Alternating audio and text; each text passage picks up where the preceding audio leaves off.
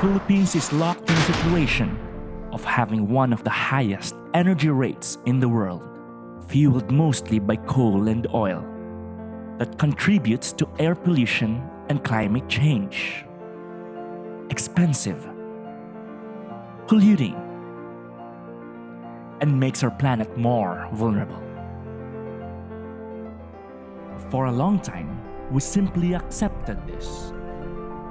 It's time to make your voices, our voices, louder.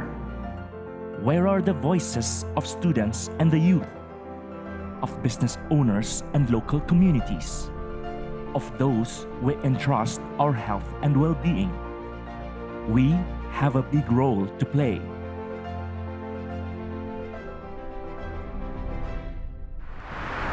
Good afternoon, everyone, and thanks for tuning in. I hope you are all having a great week so far. Welcome to Our Energy 2030 Coalition Pledge event. I am Ren Cirilio. I'm a project officer from ICLEI, Local Governments for Sustainability. I'm also the project support lead for Our Energy 2030, which we will talk about more later on. And also, and I think most importantly, I am a huge environment and climate advocate. Today, I'm very excited to be joined by my fantastic co-host, Hannah Rubio. Good afternoon, Renz, and good afternoon to all those watching online. I'm Hannah Rubio, a third-year BS Communications Technology Management student from Ateneo de Manila University, and also a representative from the Ateneo Climate Action Committee. We are members of the Our Energy 2030 Coalition, an alliance of Filipino youth, businesses, and grassroots organizations with a shared vision of a more sustainable energy future for the Philippines. Thanks, Hannah. We know these are really tough times for everyone as we try to deal with the COVID-19 pandemic. So we appreciate everyone who's tuning in for joining us today. That's right, Renz. Not only are we facing a global pandemic, but we also face difficult choices to secure a sustainable future.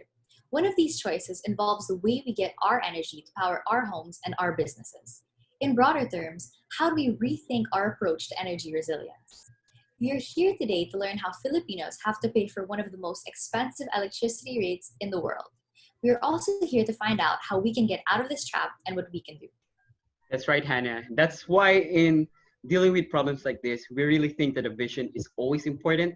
That's why we at Our Energy 2030 Coalition want to see the Philippines transition to an energy future that is decarbonized, digitalized, and decentralized. These are three words that we'll talk more about later on. We have an excellent program in store for everyone today. Our coalition members, as well as business leaders from the Ayala, Lopez, Aboitiz, and San Miguel Corporation, will be sharing statements to support the country's transition to a more sustainable future. But first, let's watch a video on why we need to think about the future of the Philippine energy today. Expensive electricity is not cool. Yet our electricity is so expensive. In fact, it is the second most expensive in all of Asia. Our electricity is mostly sourced from fossil fuels, coal and oil. Coal, being inflexible, needs more and more expensive oil plants. And in the Philippines, we are locked in this situation of expensive electricity, worsening climate change impacts, and air pollution that leads to health problems. This has to change. Join us as we shape our energy future together. Learn how you can own the shaping of the energy future in the Philippines. Together, we will look at concrete things that can be done and should be done over the next 10 years. Let's make this into a movement. Send your videos sharing your vision. Our Energy 2030. We hope that video gives you an idea why we're here. It's clear that if we don't act now, in this decade, we will end up locked into a situation that will benefit no one. That's right, Hannah. That's why I've always wondered also about this issue, which we Filipinos sometimes don't bother with anymore because it's become so normalized and sounds too technical even. But as a young professional with my life ahead of me, I'm concerned about our common future beset by climate change and increasing electricity prices. I ask myself this: should I just accept what is handed to me, or should I have a more meaningful say in this? Well, Renz, I like to believe we have the power to choose our future, even if others tell us otherwise. Every day we have to make choices big and small, but rarely are we asked where we want to get our energy from. That's kind of a funny question, isn't it? But it makes a lot of sense if you think about it. If we can choose what kind of food we eat, why can't we choose our source of energy? We asked the same question to some of our esteemed members in the coalition. Let's watch what Dr. Antonio Lavinia, Senior Fellow from the Manila Observatory and Director of its Energy Collaboratory, has to say. Good day to all of you, and welcome to this virtual panel sponsored by our energy2030.org. We're very happy to be part of this coalition. We think that it's very important to accelerate the work on energy transition, particularly now that we have the opportunity to do the right thing given the challenges of the pandemic. My vision of energy is very clear. We have to go to 100% renewable energy um, in the next 10 years, certainly in the next 20 years. We need to accelerate the transition. Surely, we don't want to have a gap in energy supply, in electricity, and we don't want expensive electricity and energy. Uh, but given these constraints, it is still possible to do the transition, and as we are seeing it all over the world. But we have to make that decision as early as possible. In particular, my priority would be for us to transition out of coal as soon as possible by stopping all new coal power plants and starting decommissioning some of the older plants in the next 10 years. But there's a lot of work that we have to do for that. And I would then say that because of that, we will have to identify our priorities. The manifesto has many has suggested a number of important things to do. I say that for me the most urgent ones is the faster shift to renewables and idea of energy independence, because these two are anchors of a prosperous economy and a sustainable economy. Um, we have to make sure that as we transition, there is a just transition. And so I also would prioritize in the manifesto the work to make sure that the energy transition benefits all Filipinos and does not lead, for example, to more environmental and climate and energy injustice. So as I said, welcome to this virtual panel. I look forward to the discussion. So that was a message from Dr. Tony Lavinia. Also, Hannah, did you know that Dr. Lavinia was a spokesman, advisor, and negotiator for the Philippines at the COP21 Climate Summit in Paris in 2015? COP21 is one of the most momentous achievements in our long advocacy for climate change. It's just really amazing to hear a statement and be able to share it with the broader audience, which is what we're doing right now. Yeah, and I think we do need more leaders, entrepreneurs, and professionals like Dr. Lavinia who have excelled in their fields, are using their skills and expertise to solve such problems, and are influencing others too. And that's why, speaking of such leaders, joining us today to talk more about our Energy 2030 Coalition is Marlon Apañada, the convener of our Energy 2030. Welcome, Marlon. Good afternoon, Renz and Hannah, and happy to be with you both here today.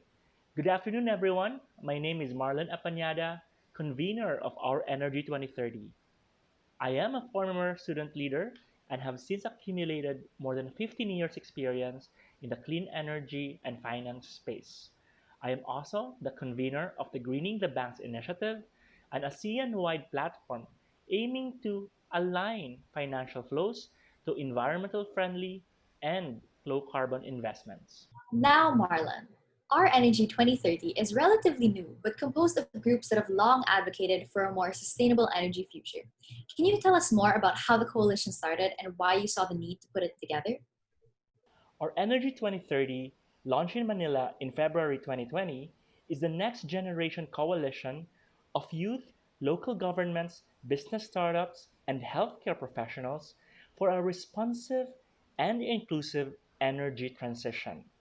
As a coalition, we aim to engage business and government leaders to together take the lead in navigating the Philippines' bold journey to, of justly and effectively transitioning our energy future to one that is decarbonized, digitalized, and decentralized.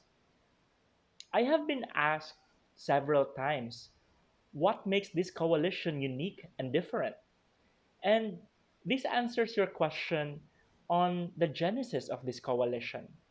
Firstly, we are a coalition that looks at the next 10 years as a blank canvas and as a sandbox for things that can be done and should be done for us to kickstart an energy future that has more renewables and is less fossil heavy, is spread out and facilitates more resilience, and is ready for integration of digital innovations. In other words, decarbonized, digitalized, and decentralized. We were supposed to make these transitions happen 10 years ago, but sadly, we are still locked in a situation of high electricity rates, worsening air pollution, and overdependence on non renewable energy sources.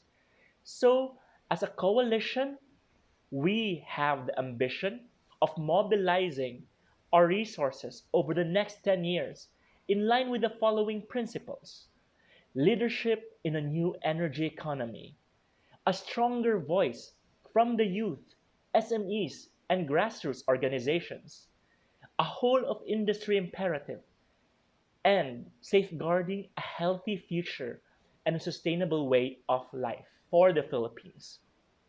Secondly, we are a coalition that looks at the next 10 years through the lens of opportunity rather than of a burden. We want to realize the single largest economic opportunity in recent Philippine history, orchestrating an inclusive and responsive energy transition that provides a cleaner, more affordable, resilient, and smarter energy ecosystem that will benefit this and the next generations of Filipinos. This is encompassed by our demands, which are for faster shift to renewables, prioritizing energy independence, resilient and smart grids now, financing the energy transition to benefit all Filipinos, supporting innovations to accelerate the energy transition, and making the green jobs market a reality for this generation. Thanks for sharing, Marlon. And I think all of those what you said sound great, Marlon. I must say these are great, bold ambitions. Can you tell us a bit more who the coalition partners are, and what does it take for an organization or even an individual to join?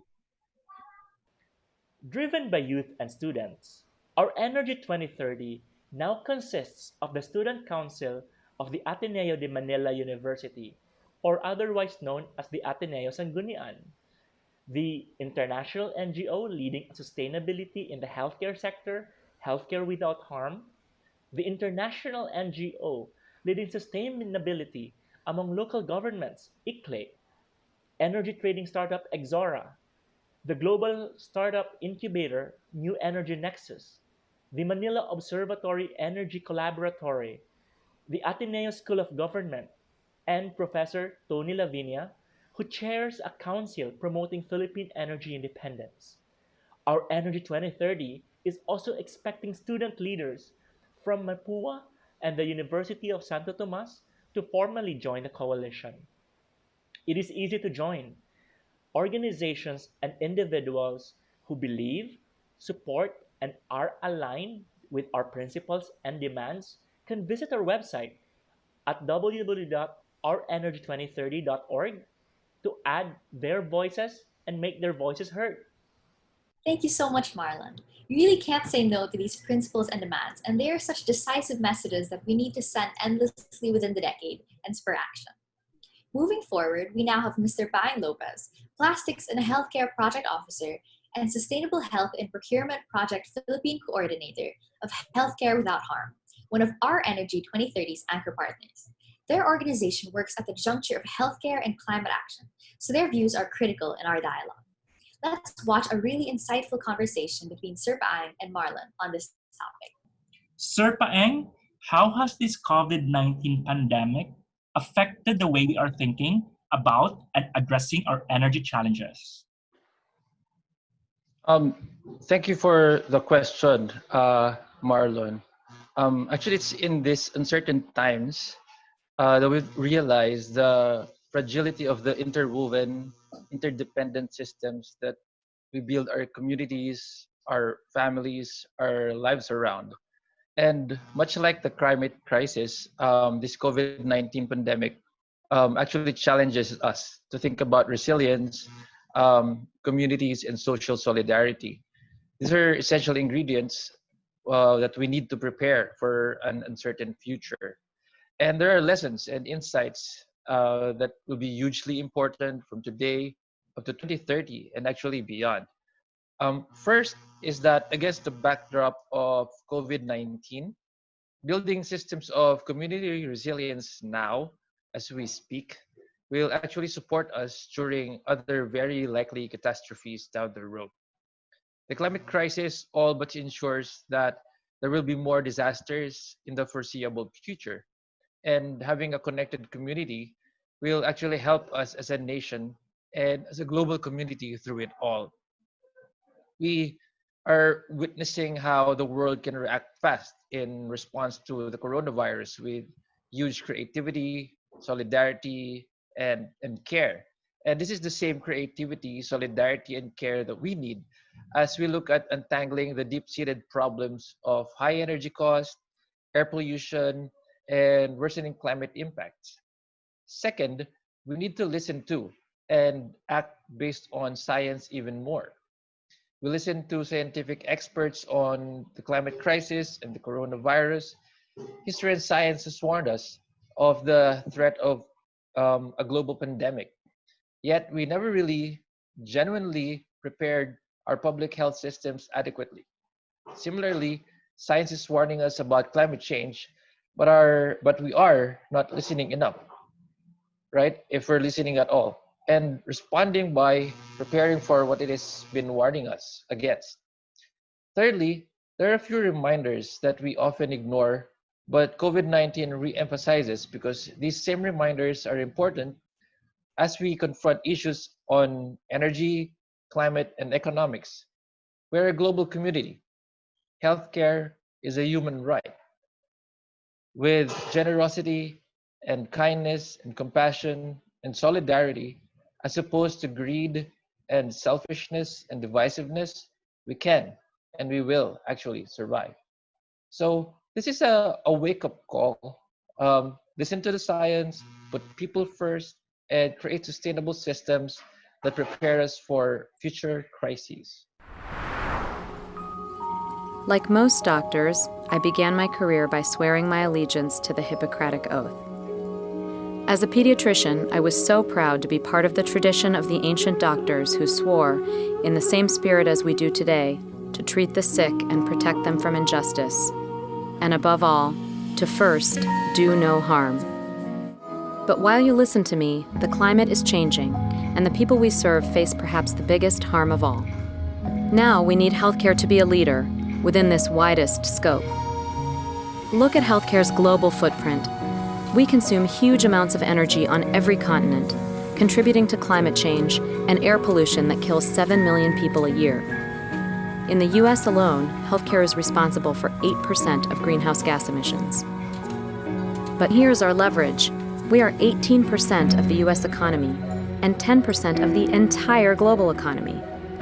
The changes we make really can move entire industries away from harm and set new norms that will positively impact our patients' health.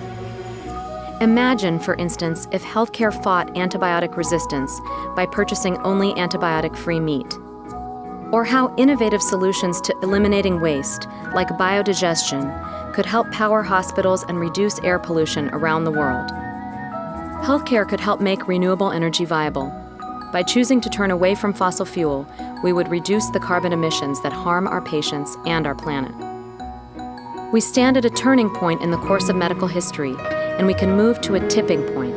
It's within our power and our mission. Dr. Martin Luther King said the moral arc of the universe bends toward justice. Join us as healthcare bends toward a more just and sustainable future, rooted in our original oath: do no harm.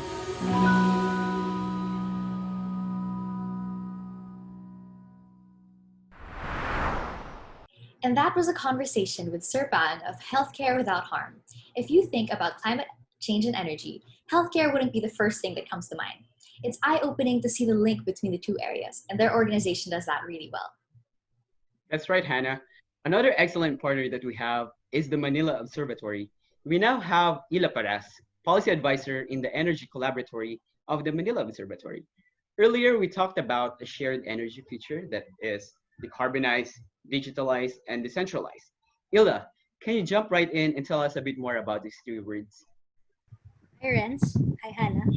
So, I'm Ila Pras of the Manila Observatory Energy Collaboratory.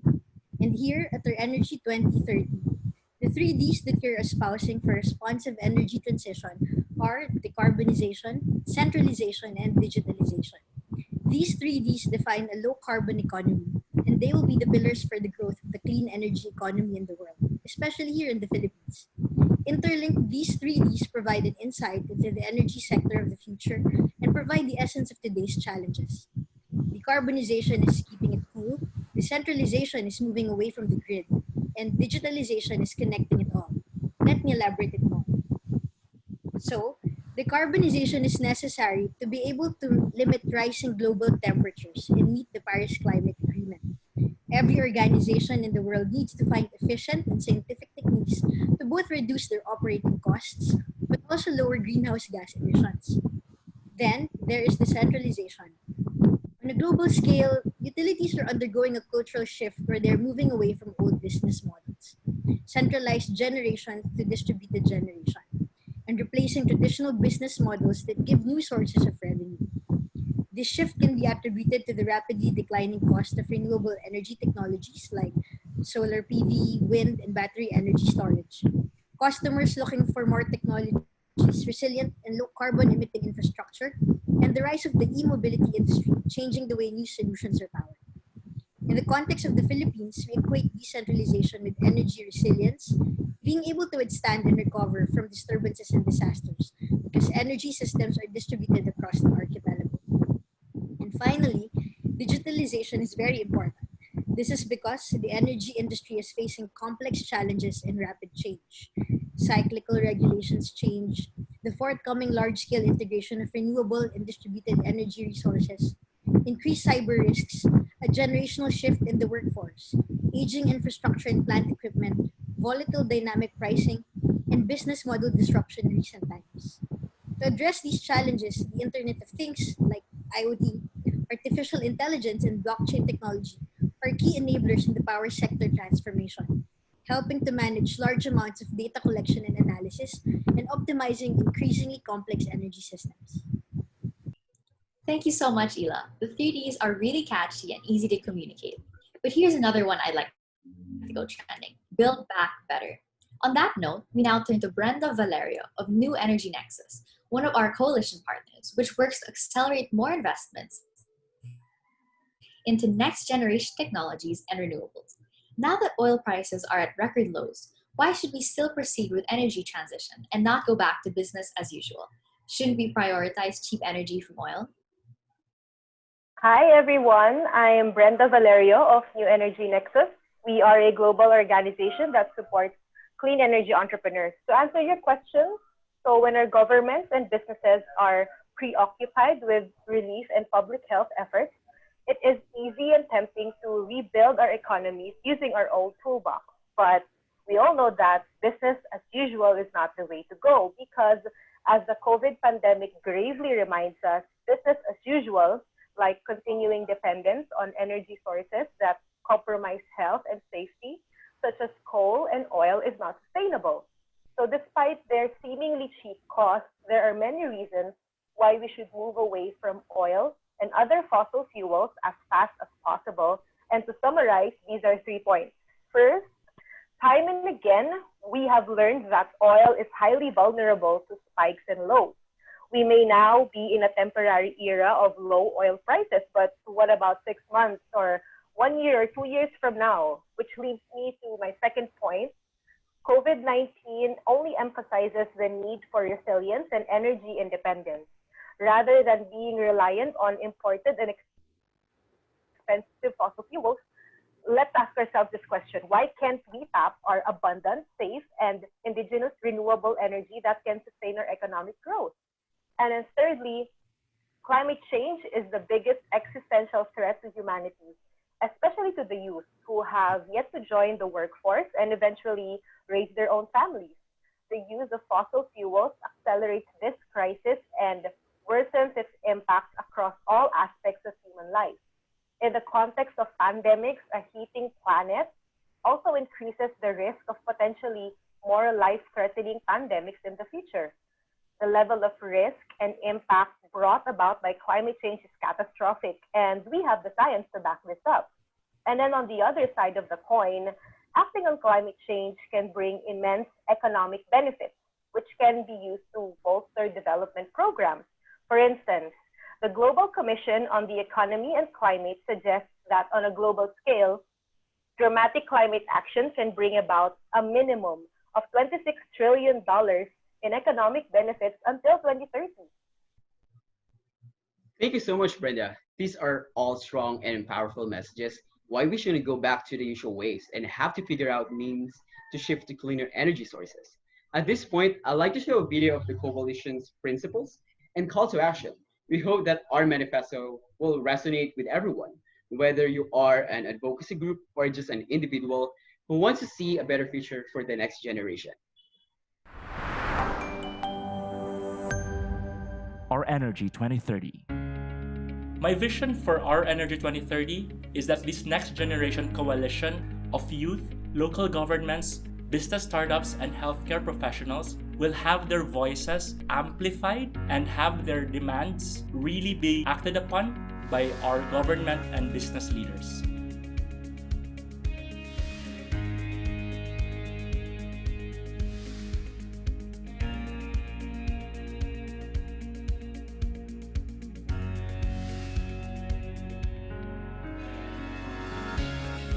The youth is one of the largest stakeholders in this initiative, and primarily because the future leaders and movers of our world are in this sector. So we're carrying not just our generation's health and life quality concerns, but also the next generation's concerns. So I'm really glad that we're finally giving ourselves a target here in 2030, and we have this 10-point manifesto. So starting 2020, we would want to establish a strong community of energy entrepreneurs, all working towards solving problems in the clean energy space. Out of the 10-point manifesto, our utmost priority is supporting innovations to accelerate energy transition. It clearly definitely see the value of leadership in a new emerging economy, because without their support, even our most good intention won't really translate into action on the ground. So we just want to leverage our current works and build up on what we can gather from this coalition. The health sector itself needs a lot of work to do. Because of that, we work with them on different areas of their work in terms of reducing their environmental footprint. Join us as we shape our energy future together. Learn how you can own the shaping of the energy future in the Philippines. Together, we will look at concrete things that can be done and should be done over the next 10 years. Let's make this into a movement. Send your videos sharing your vision. So Hannah, what I like about the principles is that they have been written in a language that everyone can understand. Plus, it presents options that businesses, organizations, or us as private citizens and professionals can take on for a just energy transition this decade. And I take great personal comfort that partners have pledged to achieve one, if not several, of the principles. Right? And it's great to know that all coalition partners have signed this manifesto and are already taking steps to raise awareness about the coalition among their networks. Joining us today is Mr. J.M. Beharin, incoming president of the Sanggunian ng mga Mag-aaral ng Ateneo, to tell us why the Ateneo Student Council is part of the coalition. Welcome, JB. Hello, Hannah, and hello, everyone who is watching in this live cast today. My name is JB Beharin, incoming third year AD Political Science and Masters in Public Management student in the Ateneo de Manila, and currently serving as Sanggunian President for this interim period. Sanggunian supports our Energy 2030 for a simple reason. We believe that coalition building is necessary in attaining any social good. As we aim to correct and reform our country's future in energy, it will take more than any one advocating group, as this will affect the future of the youth today. The youth's role in this change must be recognized. The youth must not only be heard, the youth must also be active co-stewards for this change. The shift to renewables and energy independence will not be an easy feat, but we look forward to working with more partners from this coalition in an energy transition that is long-term and inclusive. One that looks towards not only the corporations and not only the existing partners that we have, but the marginalized sectors of our society. Thank you. Thank you so much, JB, for sharing. Seeing more and more millennials gather crowds and amplify their voices for positive change is just really energizing. See, youth isn't wasted on the young, as they say. It's actually the opposite. The youth are the leaders of tomorrow, if not already the leaders of today. And speaking of millennials, Marlon, I believe you have some good news for us.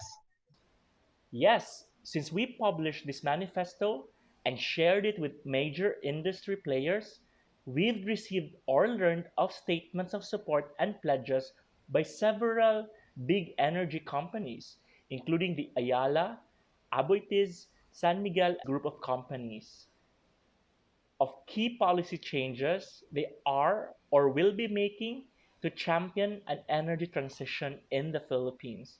I'm happy to share these with you today. To start, AC Energy, the energy arm of Ayala Corporation, has committed to achieving a low carbon portfolio by 2030. This is huge. But don't take my word for it. Let's watch this recent dialogue with AC Energy CEO John Eric Francia on their decarbonization commitment. Hello everyone, I'm Eric Francia, CEO of AC Energy, which is the energy arm of Ayala Corporation. I hope you're all keeping well during these challenging times. I'm pleased to share with you today our organization's perspectives and plans towards a sustainable and decarbonized future. AC Energy is a young organization which we established just in 2011. It was Ayala's response to the country's impending need for affordable, reliable, and sustainable energy. We decided that to help address the power shortage back then, we needed to build 1,000 megawatts of new capacity. While we had always wanted to focus on renewables from the very beginning, unfortunately back then renewables was still quite expensive and not as reliable. To effectively address the affordability and reliability issues, we made the hard decision to invest in coal plants. Having said that, we made sure that we employed cleaner technology for coal, such as the circulating fluidized bed or CFB that will limit the NOx and SOx emissions. By 2016, we reached our goal of building 1,000 megawatts of capacity. Having said that, not surprisingly, the capacity was mostly from thermal coal. However, the good news is that from 2016 up to the present day, solar and wind technologies scaled up significantly, resulting in high efficiencies, lower cost, and increased competitiveness. We saw this as an opportunity to make a pivot towards renewables and expand our presence not only in the Philippines but also around the region. I'm happy and proud to share that in the last 5 years, we have increased our renewables investments tenfold from 100 megawatts in 2016 and now reaching 1,000 megawatts of renewables capacity today. AC Energy's vision is to build 5,000 megawatts of renewables by 2025. We aspire to become one of the largest listed renewables platform in Southeast Asia. Earlier this year, AC Energy approved and announced its environmental and social policy. The policy defines the company's commitment to the environment and the communities that we touch. Underpinning this policy is the company's transition to a low-carbon portfolio with a commitment to divest all coal investments by 2030.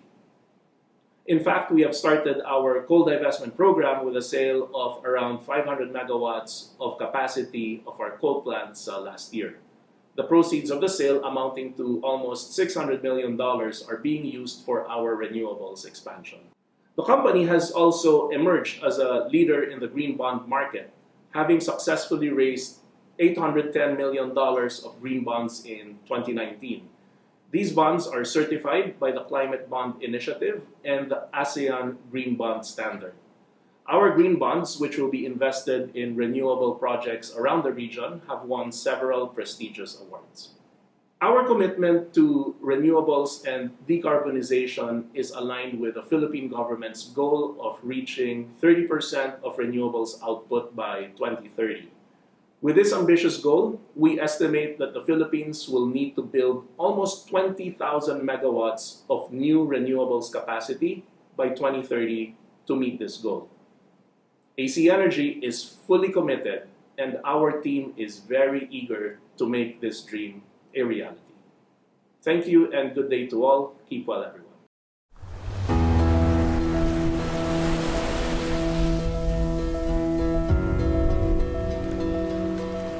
Ilocos Norte paints a rare picture of a dynamic coastal area where lush forests meet a vast shoreline along the West Philippine Sea.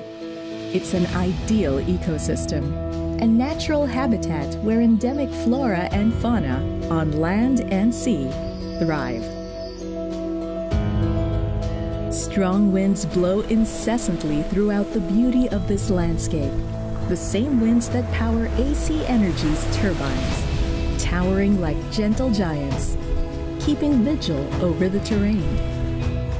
While we power the region with renewable energy, we are also powering the winds of change, drawing the blueprint for conservation estates that will not only preserve and protect life in our areas of responsibility, but nurture and propagate it.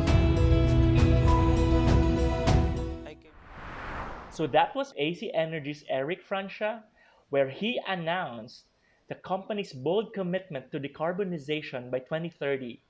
We're pleased to share that we also have statements from the Aboitiz Group and San Miguel on their commitment to align with global climate goals and make our energy infrastructure more resilient. On February this year, the Aboitiz Group, through its holding company, Aboitiz Equity Ventures, proudly announced that it has become the first Philippines-based supporter of the International Task Force on Climate-Related Financial Disclosures, or TCFD, in line with its commitment to good corporate governance and sustainability practices. AEV, being the first Philippine company to express support for the TCFD, is committed to strengthening its sustainability track and enhancing its environmental, social, and governance integration practices. As part of the Aboitiz Group's brand promise of advancing business and communities, its long-term strategies include a defined governance structure, on addressing climate-related risks and improving disclosures to provide clear and reliable information to its stakeholders. San Miguel Corporation shall be contributing to the energy transition via two fronts: renewable energy fleet expansion and battery energy storage. SMC, via SMC Global Power Holdings Corp., has already announced its plans for a pipeline of 10,000 megawatts of renewables over a period of 10 years, with about 1,200 megawatts to be finished by 2024. It shall focus on hydroelectric, wind, and tidal resources. It has also announced plans to be at the forefront of battery energy storage. SMC Global Power is actively pursuing battery storage technology investments and initiatives in the Philippines that will help regulate the transmission grid over a Philippine archipelago, which is inherently prone to voltage and frequency instability. SMC Global Power Holdings Corp has also affirmed this commitment by raising $500 million to fund its battery energy storage projects. Thank you, Marlon. This is fantastic news and sends the right signal to both investors and the public, who are the end consumers and their ultimate clients. Marlon, JB, do you have any final thoughts to share with us as we wrap up? I'm very delighted to have more partners on board for this movement. Like any other movement, we cannot stop here. Movements need to be sustained for us to attain our dreams and to attain the social good that we have set out to do. So the Sanggunian and the Ateneo de Manila student body looks forward to working with more partners in this coalition towards attaining the goals and dreams of our Energy 2030. Thank you. At this point, I would just like to thank our anchor partners who strive to deliver positive change with the work that they do. What the coalition does is provide the platform to amplify their stories, explore corners for synergies, advance the country towards a safer, greener, and more equitable path for development while having fun doing it. Thank you so much, Marlon and JB, for joining us today. We learned a lot about why you're both so passionate about getting our country out of our current unsustainable energy situation and how we can all take action today to demand a better energy future. Also, big thanks to our coalition partners representatives who shared their insights and endlessly stepping up to the plate within their organizations, their communities, and also as part of the coalition. If you are interested in taking part in what we do or enlist your organization to be part of our Energy 2030, we'd be more than happy to be in touch with you through the contacts flashed on the screen. And yes, we hope this is just the start of a growing movement of Filipinos who will call on the government and energy industry to make the decisive choices today to achieve our Energy 2030. Again, thank you so much for joining us and have a great day.